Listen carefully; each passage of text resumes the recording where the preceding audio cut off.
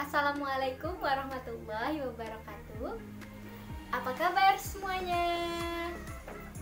Hari ini kita akan belajar mengenai pengolahan data.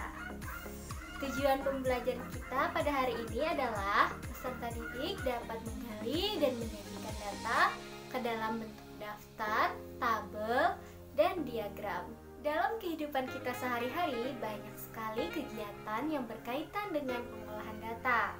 Contohnya, pemilu dan pemilihan ketua kelas. Apakah kalian tahu apa itu data?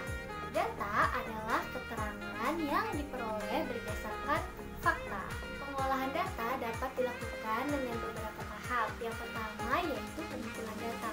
Pengumpulan data ini dilakukan dengan pencatatan secara langsung. Misalnya seorang wasit yang sedang mencatat skor para pemain yang sedang bertanding, atau juga mencatat usia siswa kelas 5B SDN 1 Gunung Baikan. Kemudian selanjutnya adalah wawancara. Wawancara ini adalah kegiatan tanya jawab yang dilakukan oleh seseorang terkait suatu hal, misalkan ukuran baju, ukuran sepatu atau sendal, dan lain-lain. Yang ketiga yaitu penelitian. Misalkan kalian ingin melihat kendaraan apa yang sering melintas di sekitar rumah kalian. Kemudian kalian catat kendaraan apa yang sering melintas di sekitar rumah kalian. Kemudian yang selanjutnya yaitu menyebarkan angket atau kuesioner. Misalkan kalian ingin menyebarkan kuesioner mengenai kegemaran siswa kelas 5B SDN 1 Gunung Paikat. Tahap yang kedua yaitu membaca data. Data yang sudah dikumpulkan akan disajikan ke dalam bentuk daftar, tabel, atau diagram. Data yang sudah disajikan ke dalam bentuk daftar, tabel, atau diagram akan lebih mudah dibaca dan dipahami. Membaca data berarti menyebutkan informasi yang ada pada sajian data tersebut. Hari ini kita akan belajar menyajikan data ke dalam bentuk daftar, tabel, dan diagram gambar. Saya akan mencontohkan bagaimana cara menyajikan data ke dalam bentuk daftar. Misalkan saya bertanya kepada kalian semua, berapa tinggi badan kalian? Nah, misalkan yang pertama, si A. Misalkan si A memiliki tinggi badan 142 cm. Kita tuliskan 142. Kemudian si B tingginya 140. Kita tuliskan 140. Kemudian si C 141. Kemudian selanjutnya si D 138.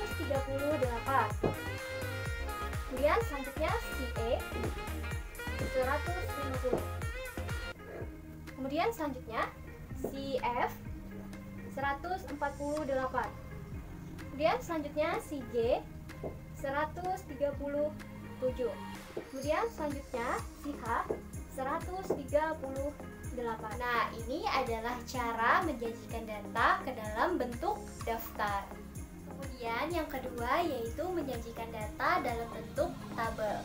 Saya akan bacakan dulu soalnya. Koperasi sekolah menjual berbagai alat tulis siswa. Persediaan alat tulis siswa di koperasi sekolah adalah sebagai berikut. Penghapus ada 64 buah, pensil ada 72 buah, penggaris ada 48 buah, buku tulis ada 96 buah, buku gambar ada 30 buah, dan ballpoint ada 45 buah. Nah, bagaimana cara kita menyajikannya ke dalam bentuk tabel? Caranya adalah seperti ini. Kalian tulis dulu bendanya apa. Misalkan itu adalah penghapus. Jadi kita tulis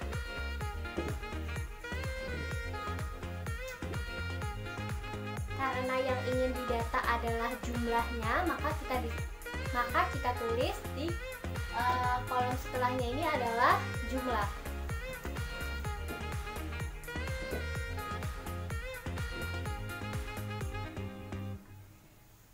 Coba kita lihat lagi soalnya. Yang pertama yaitu apa yang ingin didata, yaitu yang pertama adalah penghapus. Kita tulis penghapus.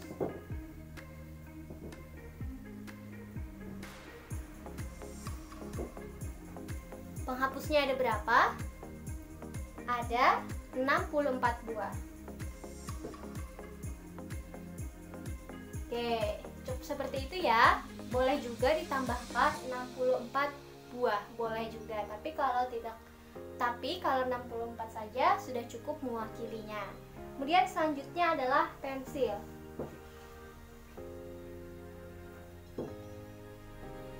Pensilnya ada 72 buah. Lalu sampai semuanya terdata dan dapat disajikan ke dalam bentuk daftar tabel.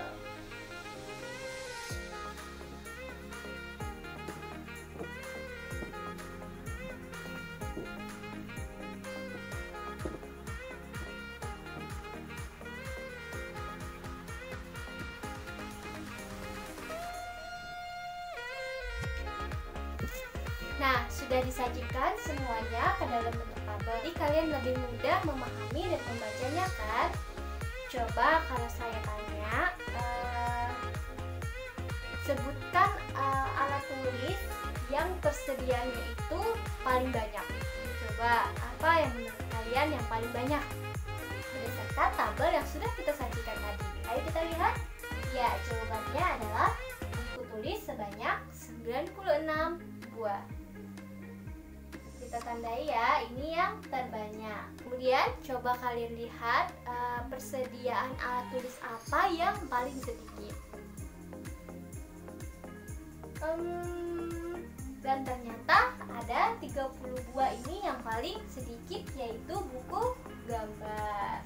Nah, ini yang paling sedikit yaitu buku gambar, dan yang paling banyak adalah buku tulis sebanyak 96 buah. Nah, itu tadi cara menyajikan data ke dalam bentuk tabel. Apakah kalian sudah paham? Kemudian yang selanjutnya, yang ketiga, yaitu menyajikan data ke dalam bentuk diagram gambar. Misalkan ada 3 orang anak, si A, si B, dan si C. Si A memiliki 10 buku dan 6 pensil. Nah, 10 buku itu bisa dilambangkan dengan satu buku ini mewakili ada 5 buah. Jadi jika 10 buku, maka gambar ini akan menjadi 2 buah. Oke, kita gambarkan dulu. Ini si A ya.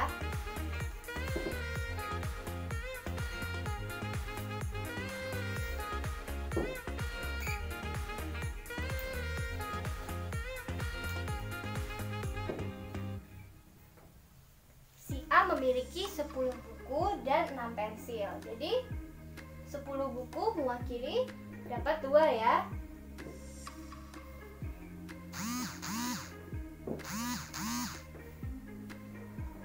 Dua buku dan 6 pensil. 6 pensil berarti satu gambar ini mewakili 2 buah, maka jika 6 adalah 3 buah. Oke, kita tulis 3. Kita gambarkan 3 buah pensil. Oke, kemudian selanjutnya anak yang ke B. Yang ke B ini dia memiliki 5 buah buku dan 8 pensil. Kalau 5 buah buku berarti bukunya gambarnya cuma 1.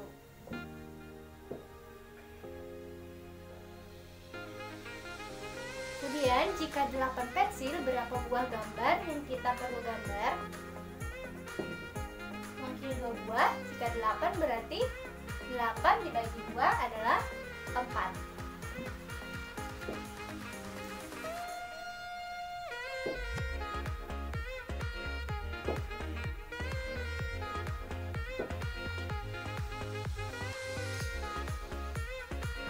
Nah, selanjutnya anak yang ketiga, yang C.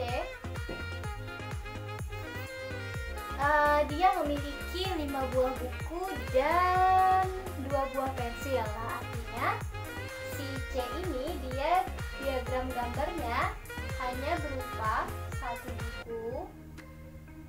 Maksudnya 5 buah buku. Satu gambar ini 2,5 kg dan dia memiliki 2 buah pensil. Artinya gambarnya hanya 1.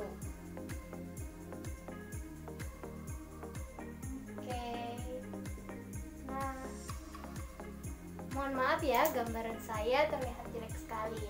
Nah, nanti kalian coba buat gambar yang lebih bagus dari saya, yang lebih kreatif, yang diwarnai dengan rapi. Ya, apakah kalian semua sudah paham? Tadi cara menyajikan data ke dalam bentuk tabel, daftar, dan diagram gambar. Untuk pertemuan selanjutnya, kita akan mempelajari diagram gambar dan diagram garis. Sekian pembelajaran pada hari ini. Wassalamualaikum warahmatullahi wabarakatuh.